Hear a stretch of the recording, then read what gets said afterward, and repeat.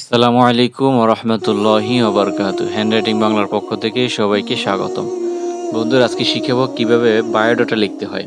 আমরা অনেকেই জানি না বায়োডাটা কিভাবে লিখতে হয়। শুরু থেকে শেষ পর্যন্ত বায়োডাটা লেখার নিয়ম শিখাবো এবং কোন স্টাইলে লিখতে হয়, কি লিখতে হয়। সকল কিছু, বিশেষ করে চাকরির ক্ষেত্রে অনেকেই আম দরখাস্তের মধ্যে উল্লেখ করে যে বায়োডাটা উপস্থাপন করতে হবে, অথবা যেকোনো পেশায় যেকোনো চাকরিতে কিন্তু বায়োডাটা চেয়ে থাকেন। এজন্য বায়োডাটা কিভাবে লিখতে হয় এবং সেটা বাংলার চেয়ে ইংরেজিতে লিখলেই কিন্তু আপনার বায়োডাটা সেটা মঞ্জুরি তাড়াতাড়ি হয় এবং ইংরেজিতে লিখলে সেটা মানটা আরও ভালো হয়। তো সেজন্য শুরু থেকে শেষ পর্যন্ত শিখাবো কিভাবে বায়োডাটা লিখতে হয়। যারা আমার চ্যানেলটি এখনও সাবস্ক্রাইব করেন অবশ্যই সাবস্ক্রাইব করবেন, লাইক দিবেন, মূল্যবান মতামত দিবেন। অবশ্যই কোন ধরনের ভিডিও প্রস্তুত করলে আপনারা উপকৃত হবেন অবশ্যই কমেন্টসে জানিয়ে দেবেন। তো বায়োডাটা শুরুতেই কিন্তু লিখতে হয় অবশ্যই সাদা কাগজে লিখবেন এবং সেটা অবশ্যই দাগটানা খাতায় নয়, বরং একেবারে সাদা খাতা। সাদা খাতায় যদি A4 কাগজে লেখেন সবচেয়ে ভালো, A4 কাগজে লিখবেন।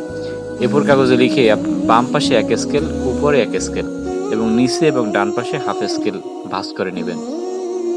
তারপর বায়োডাটা লিখবেন। কম্পিউটারে চেয়ে হাতে লেখলে কিন্তু এটার মর্তবা অনেক বেশি। শুরুতেই নেম অর্থাৎ আপনার নামটা লিখবেন এবং খেয়াল করবেন যে একটু ভাঁজ করে দূরে লিখবেন, যেহেতু তাইলে আপনার সৌন্দর্যটা বৃদ্ধি পাবে। নাম লেখার পরে তারপরে আসেন আপনার ফাদার্স নেম, অর্থাৎ আপনার বাবার নাম। যে বায়োডাটা লিখবে তার বাবার নাম। 3 নম্বরে মাদার্স নেম, আপনার মায়ের নাম লিখবেন এবং সেই নামগুলো অবশ্যই সার্টিফিকেট অনুযায়ী অথবা তাদের ভোটার আইডি কার্ড অনুযায়ী হতে হবে।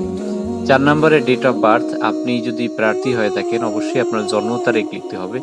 আপনি আপনার আইডি কার্ড অনুযায়ী আপনার জন্ম তারিখ কবে সেটা আপনার লিখতে হবে।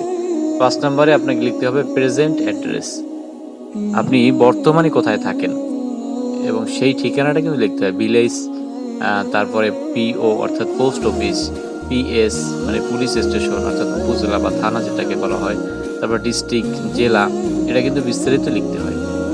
6 নম্বরে লিখতে হয় আপনার পার্মানেন্ট অ্যাড্রেস, আপনার স্থায়ী ঠিকানা কোথায়, আপনি কোথায় জন্মগ্রহণ করেছেন সেই ঠিকানাও কিন্তু বায়োডাটায় উল্লেখ করতে হয়।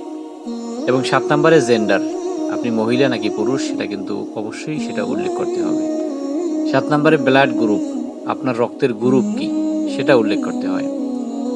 এবং 9 নম্বরে আপনার হাইট কতটুকু, উচ্চতা কতটুকু, কয় ফিট কত ইঞ্চি সেটা কিন্তু আপনাকে লিখতে হবে। 9 নম্বরে হাইট অর্থাৎ কয় ফিট কত ইঞ্চি। 10 নম্বর ওয়েট, আপনার ওজন কয় কেজি, এখানে ওজনটা কিন্তু আপনার উল্লেখ করতে হবে। 50, 60, 70 যেটাই হোক সেটা কিন্তু উল্লেখ করতে হয়। তারপরে 11 নম্বর মেরিটাল স্ট্যাটাস, আপনি কি মেরিট নাকি আনমেরিট, বিবাহিত অথবা অবিবাহিত যেটাই হন সেটা এখানে উল্লেখ করতে হবে। 12 নম্বর রিলিজিয়ন, আপনার ধর্ম কি, ইসলাম যদি হয় ইসলাম লিখবেন অথবা অন্য কোনো ধর্ম হলে সেই ধর্মের নাম লিখবেন। 13 নম্বরে ন্যাশনালিটি, অর্থাৎ আপনার জাতীয়তা কি, সেটা বাংলাদেশি নাকি ইন্ডিয়ান অথবা অন্য কোনো দেশের আপনি জাতীয়তা যেটাই হোক সেটা আপনার লিখতে হবে, ন্যাশনালিটি লিখতে হবে। তারপর আপনাকে লিখতে হবে অর্থাৎ ন্যাশনাল আইডি কার্ড, বর্তমানে বাংলাদেশের যে আইডি কার্ডটা সেই আইডি কার্ডে কিন্তু একটা নাম্বার আছে 8 ডিজিটের, অথবা পুরাতন যারা তাদের 11 ডিজিটের নাম্বার আছে, ওই নাম্বারটা অবশ্যই উল্লেখ করবেন। এবং 15 নম্বরে মোবাইল নাম্বার, আপনার যে মোবাইল নাম্বার যেখানে ফোন দিলে পাওয়া যাবে অর্থাৎ সচল যে নাম্বারটা সেই মুঠোফোনের নাম্বারটা অবশ্যই দিয়ে দিবেন। 16 নম্বরে ইমেইল, যদি কোনো ইমেইল থাকে অর্থাৎ যেটাই হোক, ইমেইল হোক ইয়াও হোক, এই ঠিকানা কিন্তু উল্লেখ করতে হয়, আপনি ইমেইল নাম্বার দিবেন।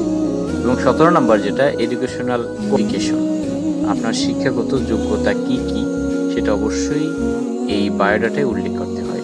আমি লিখেছি serial number, exam name, group অথবা subject, passing year, board, university, GPA, আপনি যদি এসএসসি অথবা দাখিল পাস হন তাহলে সেটা কত সালে এবং গ্রুপ কি সব কিছু ডিটেলস লিখতে হয়। SSC, HSC, BA, honours, masters যেটাই হোক, অর্থাৎ যতগুলো কোয়ালিফিকেশন আছে সবগুলো কিন্তু আপনার বায়োডাটা উল্লেখ করতে হবে। তারপরে আপনি বায়োডাটা লেখার পরে অর্থাৎ এই কোয়ালিফিকেশন লেখার পরে আপনার 18 নম্বরে আছে এক্সপিরিয়েন্স। এক্সপিরিয়েন্স কথাটির অর্থ হলো আপনার এই কোয়ালিফিকেশন ব্যতীত আরও কোনো যোগ্যতা আছে কিনা। যেমন ধরুন আপনার কম্পিউটার কোর্স করা আছে 6 মাসের, অথবা আপনি যে কোনো বিষয়ে আপনি অভিজ্ঞ, অথবা কোনো প্রশিক্ষণ আপনার দেওয়া আছে, এই প্রশিক্ষণের নাম সহ আপনার কিন্তু উল্লেখ করতে হয়। এক্সপিরিয়েন্সের সামনে 1 নাম্বার, 2 নাম্বার, 3 নাম্বার দিয়ে দিয়ে আপনাকে উল্লেখ করতে হবে আপনি কোন প্রশিক্ষণ দিয়েছেন, কোথা থেকে প্রশিক্ষণ দিয়েছেন। এবং সর্বশেষ যে বিষয়টা আপনাকে উল্লেখ করতে হয় সেটা হলো আপনার একটা সিগনেচার দিতে হবে এবং আপনার ফুল নাম, অর্থাৎ আমি লিখেছি এমনি আমিনুল ইসলাম। আপনার যে নামটাই হোক না কেন আপনার সার্টিফিকেট অনুযায়ী সেই ফুল নামটা লিখতে হবে এবং যেই দিন আপনি বায়োডাটা শো করবেন ওই দিনের তারিখ কিন্তু দিতে হবে।